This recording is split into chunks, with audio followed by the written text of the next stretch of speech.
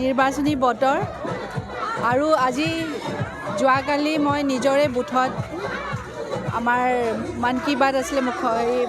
মোদী ডাঙৰীয়া তাতে অনুষ্ঠানত উপস্থিত আছিলোঁ। আজি ৰাতিপুৱাৰ পৰা বিভিন্ন অঞ্চলত টাউন মণ্ডলৰ বাহজনী অঞ্চলৰ বহুতখিনি ঠাইত আমাৰ আজি সভা কৰা গৈছিল আৰু এটা দেখি আহিছোঁ যে ইমান বৰষুণৰ বতৰত নেওচি মহিলাসকল বিশেষকৈ মহিলাসকলৰ বহুত কাম থাকে ঘৰত পৰিয়ালৰ লগত ল'ৰা ছোৱালীৰ লগত তেওঁলোকে ইমান ধুনীয়াকৈ আপোনালোকে দেখিব পায় ইমানখিনি মহিলা আজি ইয়াতে সমাগত হৈছে। একমাত্ৰ এই চৰকাৰখনক বা আমাৰ ইয়াৰে বিধায়ক ডাঙৰীয়াক ভাল পাই আজি এনেকৈ ওলাই আহিছে স্বতঃস্ফূৰ্তভাৱে। আজি আঁচনিৰ কথা কৈ শেষ নহয়, সেয়ে আমি আজি এই শেষৰ সময়ত আমাৰ দলীয় সতীৰ্থসকলৰ লগত আমাৰ ষ্টেটৰ পৰা বহুতকেইজন আহিছে, চেণ্ট্ৰেলৰ পৰাও আহিছে, আটাইকে লগ হৈ আমি এওঁলোকৰ মাজত আহিছোঁ। যিহেকে আমাৰ অভিভাৱক এই মন্ত্ৰী ডাঙৰীয়া এই নলবাৰী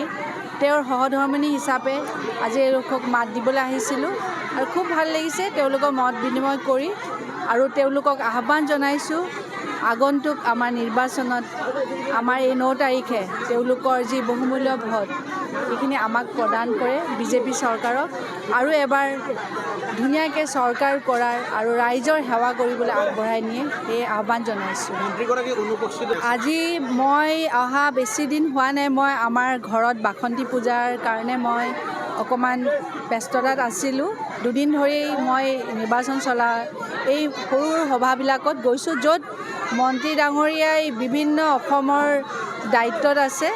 আৰু মই এইখিনি ৰাইজ যাৰ পৰা আমি সদায় মৰম আশীৰ্বাদ পাইছোঁ আৰু নলবাৰীৰ এইখন ঠাই সোণপুৰ বিশেষকৈ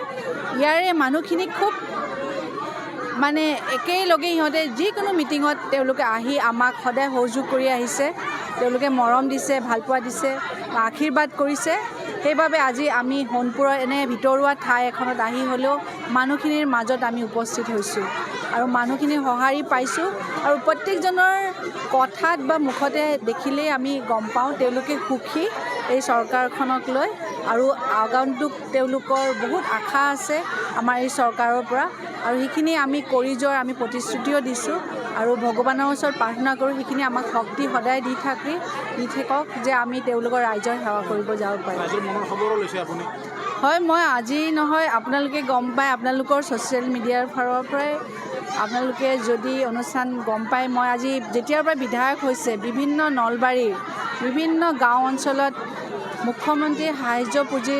যোনখিনি আমাৰ অসুখীয়া মানুহখিনি আছে জটিল ৰোগত আক্ৰান্ত হৈ থকা তেওঁলোকৰ মাজত মই গৈ আহিছোঁ বিভিন্ন ঠাইত আৰু তেওঁলোকৰ বেমাৰৰ লগতে ওচৰ চুবুৰীয়াৰ কি অসুবিধা বা কি পাইছে কি পোৱা নাই সেইখিনি মই তেওঁলোকৰ পৰা বুজ লৈ মই সহধৰ্মিনী হিচাপে আমাৰ